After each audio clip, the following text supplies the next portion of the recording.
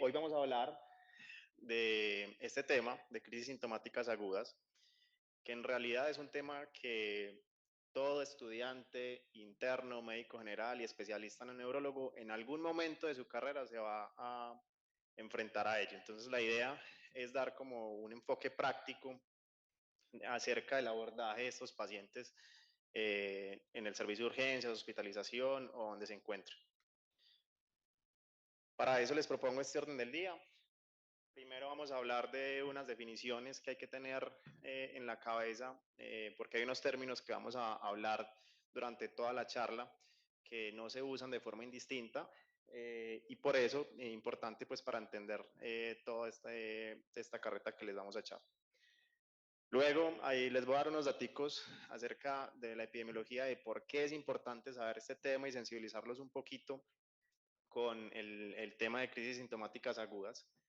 Posteriormente, vamos a hablar de una forma muy resumida las diferentes causas de las crisis sintomáticas agudas, cuáles son las más prevalentes en nuestra población y a la que más frecuentemente nos vamos a enfrentar en la práctica médica. Posteriormente, ahora sí lo que nos está a la charla, que es el enfoque de estos pacientes dentro del servicio de urgencias, hospitalización o donde practiquen medicina. Luego hablamos unas cosas muy puntuales acerca del tratamiento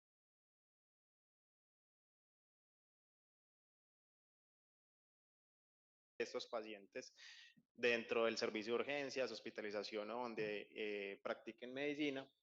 Luego hablamos unas cosas muy puntuales acerca del tratamiento, posteriormente algo de pronóstico, unas conclusiones y les voy a dejar al final la bibliografía que usé y algunas lecturas recomendadas si quieren ampliar un poquito más acerca del tema.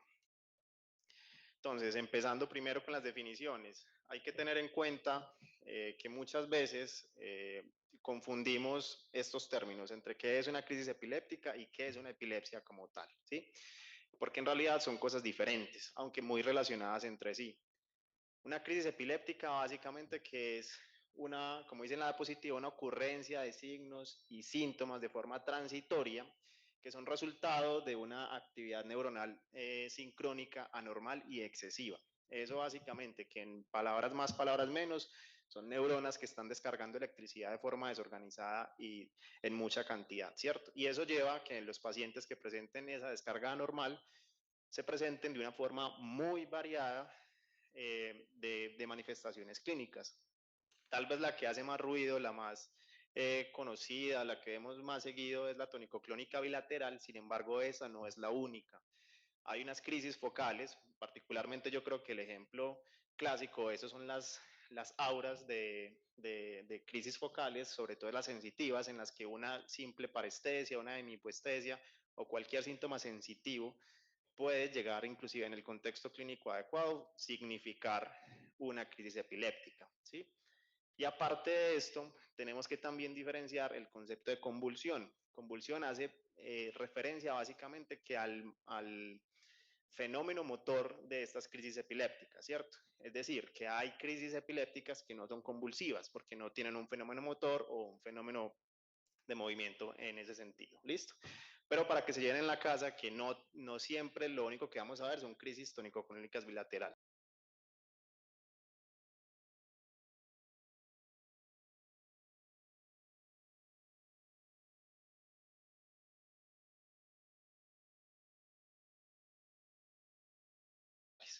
Sino que en realidad tiene una presentación muy variada.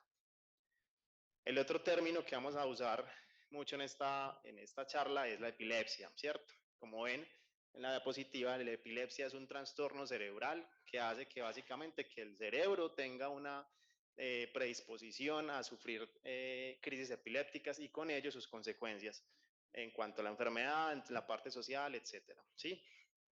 Y la ILAE nos da básicamente como que una definición operativa que podemos usar en nuestra práctica médica para definir exactamente qué pacientes tienen epilepsia, ¿sí? Y como vemos acá, básicamente, pacientes que tengan dos o más crisis no provocadas, que ya vamos a hablar qué significa eso, con una separación de más de 24 horas, es un paciente que está sufriendo de epilepsia. La otra definición es una crisis no provocada que tenga un riesgo de recurrencia a 10 años de más del 60%, también es una persona que está sufriendo de epilepsia. O aquellas que de entrada pues tienen un diagnóstico de un síndrome epiléptico. ¿Sí? Como vemos, entonces podemos sacar varias conclusiones, ¿sí? En el sentido de que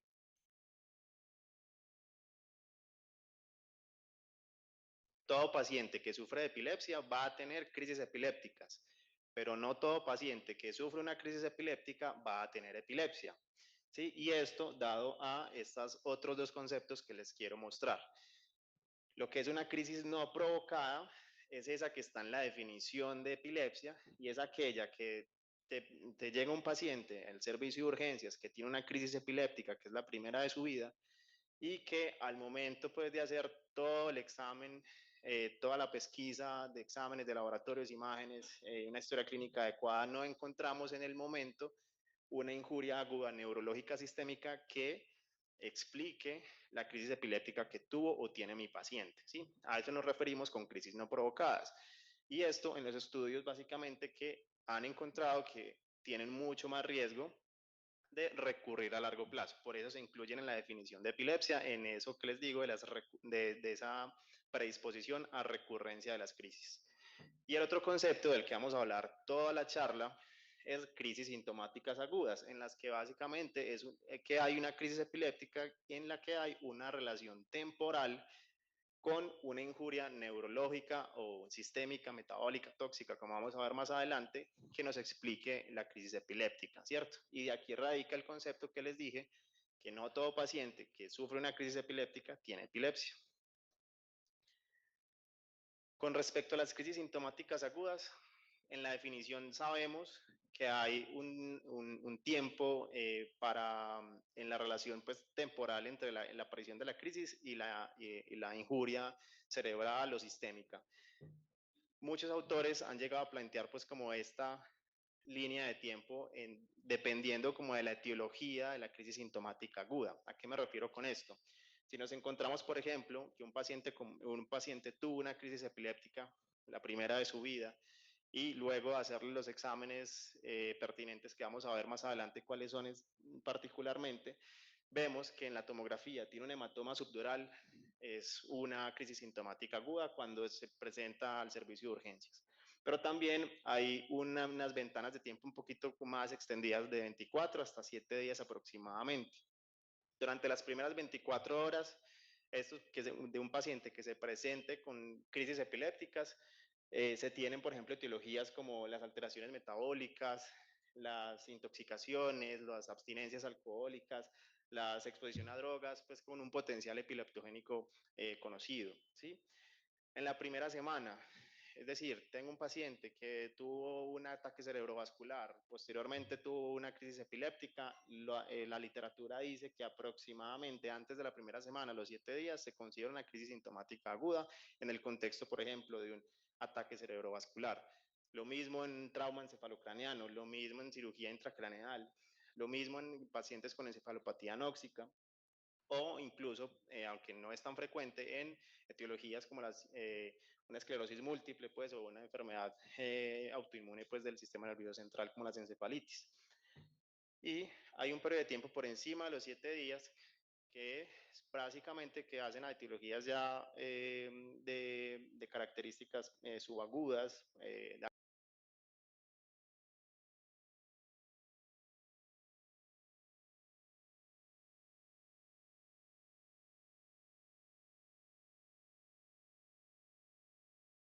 algunas neuroinfecciones se presentan de esa forma, que ahí es donde consideramos que es una crisis sintomática aguda. Entonces, ¿por qué es importante saber del tema y por qué quiero que se lleven muchos mensajes a la casa de esta charla? Y es porque si ustedes ven acá en la diapositiva, del 100% de las convulsiones o las crisis epilépticas más bien, 40% son crisis sintomáticas agudas, ¿sí? Eso salió de un estudio que es como el Framingham, pero de la epilepsia de Minnesota, en Rochester, Minnesota, en el que básicamente encontraban pacientes con un periodo de seguimiento de 35 años, 40 años aproximadamente, y encontraron que de esos 100% de pacientes que se presentan con crisis epilépticas, el 40% eran crisis sintomáticas agudas. O una forma más elegante de decirlo, de 100 pacientes que te llegan a urgencias con crisis epilépticas, el 40% van a tener crisis sintomáticas agudas. El otro 60% sí está en relación pues, con crisis relacionadas pues, con epilepsia, pero igual no es un porcentaje para nada despreciable. Esos son datos que se obtuvieron en países desarrollados, en Estados Unidos particularmente. Probablemente en países en vías de desarrollo, como lo es Colombia, tal vez por el subregistro, o porque acá tal vez es más prevalente el trauma por violencia, las neuroinfecciones, pues dadas las condiciones sociales y de higiene de nuestro país, pues probablemente acá particular, de una forma particular, estos porcentajes pueden ser inclusive más altos, ¿cierto? Entonces por eso es importante saberlos. La incidencia anual aproximadamente a nivel mundial es de 39 por cada 100.000 pacientes, que es un poco menor a lo relacionado con la epilepsia, que sube hasta un 45 por cada 100.000 pacientes, pero es como les digo, es una cifra para nada despreciable. Los hombres son más afectados que las mujeres y las causas cambian con la edad. ¿Sí? Particularmente los grupos etarios más afectados son los extremos de la vida, los neonatos o los escolares y las personas adultas mayores, cada uno obviamente como con causas diferentes, ¿cierto? Particularmente los niños o los neonatos, pues por encefalopatías metabólicas, trastornos genéticos o alguna cosa relacionada pues con la edad, y las personas adultas mayores con mayor riesgo cardiovascular, pues vamos a ver que el ataque cerebrovascular es la primera causa de crisis sintomáticas agudas en esta población. Y aparte, un dato también muy escalofriante en ese sentido, y es que si estos pacientes no se tratan o no se identifican, tienen muchísimo más riesgo de morir. ¿Sí? La literatura habla que aproximadamente el 20% de estos pacientes mueren si no se tratan, y cuando debutan con estado epiléptico, la mortalidad sube hasta 34%, es decir, de 100 pacientes, 34 se van a morir si no identificamos la causa y no la tratamos. ¿Sí?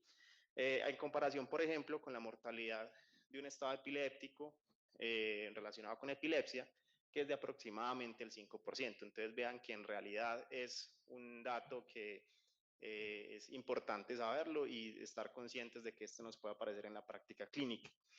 Y más que todo, en estas poblaciones en particular, los hospitalizados, pacientes mayores de 65 años, los que tienen ataques cerebrovasculares o aquellos con diagnósticos de encefalopatías hipóxico-isquémicas, están relacionados con los que más se afectan en mortalidad por esta causa. Entonces, ojo con estos pacientes, identificarlos bien y rápido. Como les decía, eso es otro de los mensajes que quiero que se lleven, los más importantes. Hay muchas causas de crisis sintomáticas agudas, tal vez las tres primeras que les pongo ahí, el ACV, el TEC y las neuroinfecciones, son las que más frecuentes que vemos en la práctica clínica. Sin embargo, las abstinencias a drogas de abuso, las metabólicas, como vamos a ver, hipoglicemias, trastornos del sodio, etcétera, también nos puede generar crisis sintomáticas agudas, y tóxicas como medicamentos, etcétera, que también son causa importante pues, de estas condiciones. Y dependiendo de la etiología, también, o dependiendo de la causa, también está el riesgo latente de presentar una crisis sintomática aguda. ¿A qué me refiero con eso? Pues yo creo que todos acá hemos visto un paciente con un ataque cerebrovascular y no todos van a tener una crisis sintomática aguda. Aproximadamente de esos pacientes que se presentan con un ACV isquémico, el 3 al 6%, si acaso, pueden llegar en algún momento de la evolución de su enfermedad a tener crisis sintomáticas agudas. Particularmente, y esto con todas las etiologías, tal vez el factor de riesgo más importante para generar crisis sintomáticas agudas son la presencia pues, o de lesiones a nivel de la corteza cerebral, que es como tal vez la parte o la parte del cerebro pues, que nos va a generar más crisis, sea cual sea la causa de la afección, ¿cierto? Vean que en el ACV hemorrágico es un poquito mayor la presencia de crisis sintomáticas agudas, aproximadamente el 10% del 10 al 15%, según otros autores, en algún momento de su enfermedad van a presentar una crisis epiléptica, una crisis sintomática aguda. Vean una trombosis venosa, todas esas enfermedades, una mujer joven que te llegue al servicio de urgencias en edad fértil, que te llegue con una crisis epiléptica, tener el umbral bajito para pensar una trombosis de senos venosos, porque hasta el 40%, un poquito menos de la mitad, pueden en algún momento o se presentan al inicio o en algún momento de la evolución de su enfermedad se presenta con crisis sintomáticas agudas. Las encefalitis virales, ahorita vamos a tener una charla muy interesante acerca de encefalitis herpética, esa catástrofe que ya van a ver por qué se los digo. Vean que se presentan un 40 o un 60% con crisis epilépticas o crisis sintomáticas agudas, un porcentaje para nada despreciable y sobre todo cuando hay una infección por herpes simple 1. La meningitis bacteriana también un porcentaje para nada despreciable, casi el 20% se presentan con crisis epilépticas. Las encefalitis autoinmunes es algo que, como ustedes ven, hay literatura que reportan que a cohortes de pacientes hasta el 100% se presentan en algún momento con una crisis sintomáticas agudas, particularmente en MA, las GABA y las LGI1, con crisis pues muy sugerentes pues de estas enfermedades. Vea que no es tan despreciable. El TEC, 15-17% de los pacientes van a tener crisis sintomáticas agudas y casi que siempre lo preguntan en los exámenes de admisión de las universidades, para que anoten esto en cuanto al riesgo de crisis y la necesidad o no de profilaxis de crisis tempranas pues en el contexto de TEC, aquellos con fractura deprimida, trauma penetrante, hemorragia o que tengan necesidad de cirugía. ¿Listo? Y el PRES, que también es una entidad como la encefalitis autoinmune o las encefalitis virales que se presentan mucho con crisis sintomáticas agudas. Y como les digo, lo más importante, el factor de riesgo más importante para generarlo son lesiones a nivel cortical. Entonces, bueno, ya vamos a comenzar yo creo que con la charla ahora sí, lo que les interesa un poquito. Entonces, hablemos del enfoque del paciente con una crisis sintomática aguda. ¿Listo? Entonces, te llega un paciente al servicio de urgencias que tuvo una crisis epiléptica, ¿sí? Lo primero que hay que, o un evento paroxístico similar. Lo primero que hay que hacer es tratar de identificar si efectivamente es una crisis epiléptica, ¿cierto? Acá hay una tablita que le pueden tomar foto, tomar pantallazo, lo que sea, para tratar de identificar por medio de la historia clínica, el interrogatorio con un testigo o el video, si en algún momento lo llegaban a grabar, para tratar de diferenciar lo que es efectivamente una crisis epiléptica con otros eventos como el síncope o los eventos paroxísticos no epilépticos o las crisis funcionales, como decían antes. Vean, por ejemplo, que en las crisis, cuando un paciente se presenta con crisis epiléptica, la gran mayoría de pacientes no hay un desencadenante claro, pues cuando están relacionados por epilepsia. Ya más adelante, a veces el diagnóstico de crisis sintomáticas agudas es un diagnóstico retrospectivo. Entonces sí hay a veces un desencadenante, pero aquellas que están relacionadas con epilepsia usualmente no lo tienen. Los pródromos, muy particularmente en crisis epilépticas, pródromos visuales, auras o aquellos como el déjà vu, miedo, que son un poquito más raros pero que también pueden estar presentes. Las caídas, usualmente el tono de los pacientes, pues hay unas crisis que también pierden el tono, pero no son las más comunes tal vez. Pero usualmente estos pacientes al momento de caer tienen aumento del tono, son pacientes que están muy tónicos, por decirlo así, a diferencia de lo que puede ser un síncope, que cuando ustedes lo ven o cuando interrogan, usualmente son flácidos cuando caen. Los ojos usualmente abiertos con desviación hacia algún lado, dependiendo pues de la localización de la lesión o del foco epileptogénico. Usualmente los movimientos o la parte motora son rítmicas, generalizadas. La incontinencia urinaria puede o no estar presente, pero usualmente en los pacientes con tonicoclónica bilateral puede estar. La duración de 1 a 2 minutos aproximadamente, una crisis epiléptica, y usualmente después de que para, estos pacientes quedan en un posictal en el que hay confusión, sueño, cefalea, entre otros. Y ya lo que les pongo ahí básicamente que es como para el resto diferenciar con los otros tipos de episodios, que es una causa de interconsulta bastante frecuente en neurología. Entonces, bueno, ustedes vieron eso y sí, si efectivamente es una crisis epiléptica o si consideran que es una crisis epiléptica, ¿cierto? Entonces, como me dijo una profesora en primer año, que queremos mucho, yo creo que todo neurólogo y todo médico tiene que ser chismoso. Yo creo que todos los que estamos acá y todos los que están presencial somos muy chismosos. Entonces sí, hay que chismosear, no solo en el almuerzo con los compañeros, sino también con los pacientes. En el sentido de que hay que preguntar muy bien una historia clínica. Así que fue lo que pasó los momentos antes del evento, lo que ocurre dentro del evento y lo que ocurre después del evento, ¿sí? Preguntar muy bien por los antecedentes patológicos, aquellos pacientes con un riesgo cardiovascular aumentado, que tengan riesgo de presentar un ataque cerebrovascular, muy importante preguntarlos, o aquellos consumidores de sustancias psicoactivas o que estén expuestos, por ejemplo, a tóxicos industriales o consumo de medicamentos recientes con un potencial epileptogénico importante. Preguntar por otros síntomas como la cefalea. Hay pacientes que se presentan con cefalea y tienen un ACV hemorrágico, una disección arterial, trombosis de senos venosos o, pues menos frecuentemente, lesiones ocupantes de espacio. Otros síntomas como fiebre, fotofobia, rigidez nucal, lo que ustedes saben pues de neuroinfección, los estigmas de trauma, sobre todo en estos pacientes adultos mayores que nos sugieran que en algún momento tuvo un trauma en la cabeza y que se esté presentando con hematoma subdural. Y obviamente la temporalidad de los síntomas, si son agudos, que nos habla más de pronto de etiologías vasculares o traumáticas y subagudos con otras etiologías como ya les vimos previamente. Entonces, luego una historia clínica bien detallada, un examen psiconeurológico bien completo. También la idea es hacer una pesquisa dependiendo del nivel de complejidad en el que esté. Básicamente que ojalá a todos los pacientes al ingreso se les soliciten estos exámenes, una glucometría.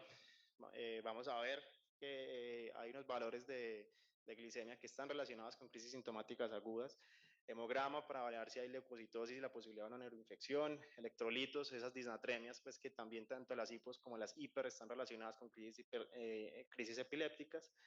La función renal, el boom, la creatinina, también esos pacientes se presentan, pueden llegar a presentarse con crisis epilépticas y los tóxicos, como ya les comenté, ojalá tóxicos en orina, eso nunca sobra en esos pacientes.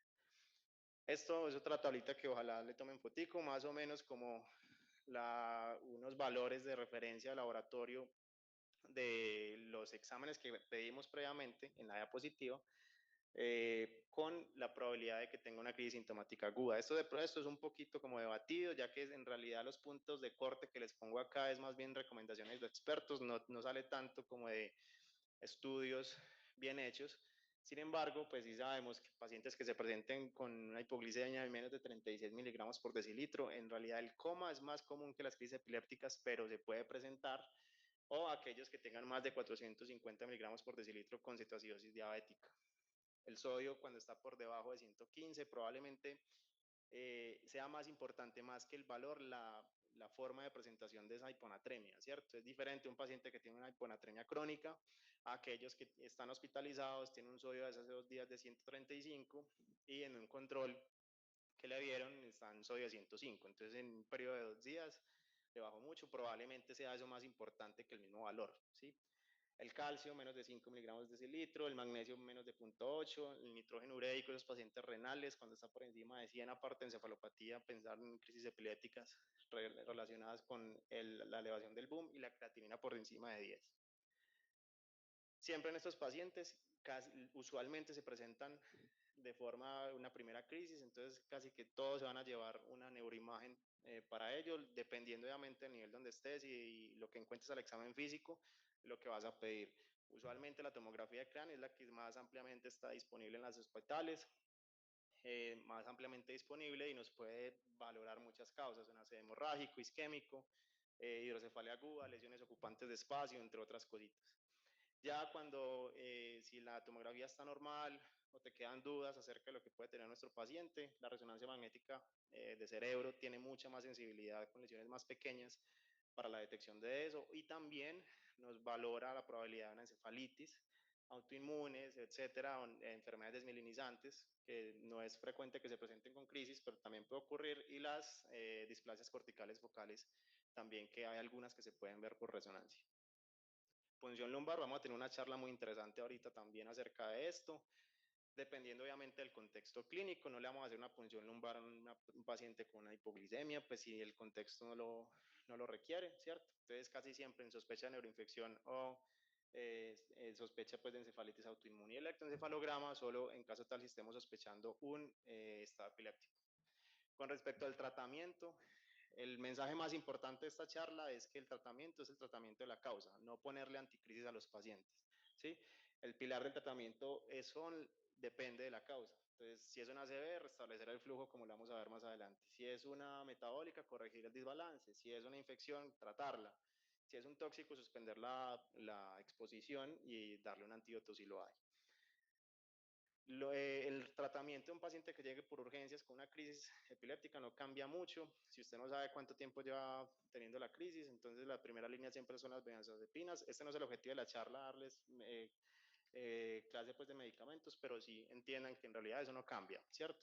Pero el tratamiento no es el medicamento anticrisis, sino la corrección de la causa.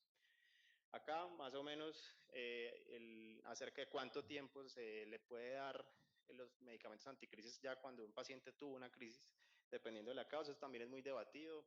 Eso depende, pues, como de la experiencia de cada médico, más que de pronto de estudios muy bien diseñados. Usualmente en una ACV, elaboración del tratamiento en una crisis sintomática aguda es de 7 días, en una neuroinfección cuando la fase activa de la enfermedad todavía esté presente, y en las otras alteraciones pues, metabólicas cuando no estén corregidas. En cuanto al pronóstico, como les hablé previamente, estos pacientes se mueren más para que estemos muy pendientes acerca de identificar pues, bien estos pacientes y un tratamiento adecuado. Y el riesgo de recurrencia, pues en realidad es muy bajo, en teoría esto no debería ocurrir, pero hay pacientes a los que le ocurren, ¿cierto? En ACV, por ejemplo, esos pacientes que tienen crisis sintomáticas agudas en un 33% pueden recurrir, en neuroinfecciones 16%, en trauma de cráneo 13%, pero vean que es menos que el 60% que dicta la ILAI, de ahí la recomendación de que esto no es una epilepsia como tal y por eso no se deben tratar con medicamentos anticrisis a largo plazo. Y esas son las conclusiones, ¿sí? Básicamente que las crisis sintomáticas agudas son aquellas en las que hay alteración o una injuria cerebral o sistémica que necesite tratamiento. Son distintas a las no provocadas porque el bajo riesgo de recurrencia en esos pacientes es más probable. Y el tratamiento anticrisis solo es en la fase aguda, pero no es el tratamiento, es la etiología de lo que logremos identificar. Usualmente no es necesario un tratamiento a largo plazo. Esta es la bibliografía. Muchas gracias.